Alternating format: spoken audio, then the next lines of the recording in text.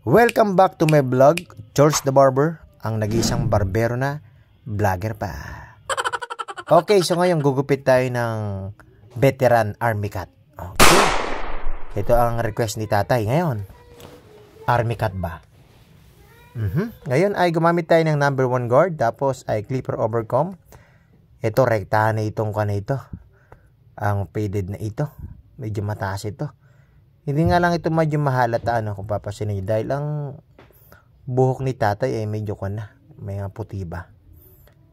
Okay, so ngayon ay gumamit ako ng 0.5 na guard para ito ay blending na tayo, bagamat hindi masyadong halata ang blending dahil nga ang buhok ni tatay ay kumbaga sa nasa alas 4 na pakupas na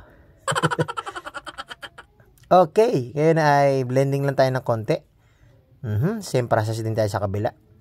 Number 1 guard, tapos gamit din tayo dyan mamaya ng 1.5 yata. Kalimutan ko na.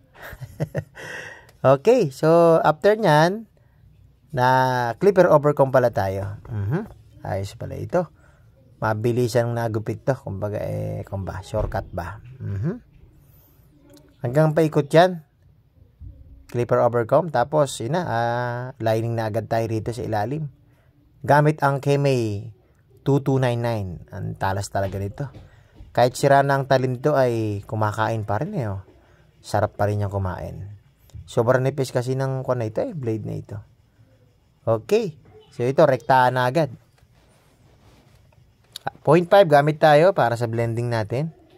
Shoutout dito kay tatay Ang request niya ay army cut, pero veterano ito. Kumbaga. Okay, clipper overcomb. Bawas din tayo ng konti.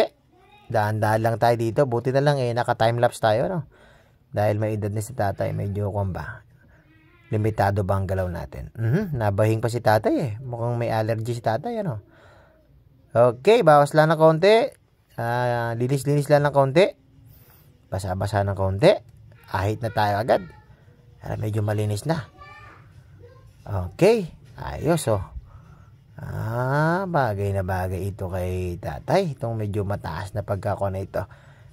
Semi haircut to army cut. Okay, ito ang ating finished product. Ayos ganda, bumata Okay, don't forget to follow and likes. Thank you, Lord.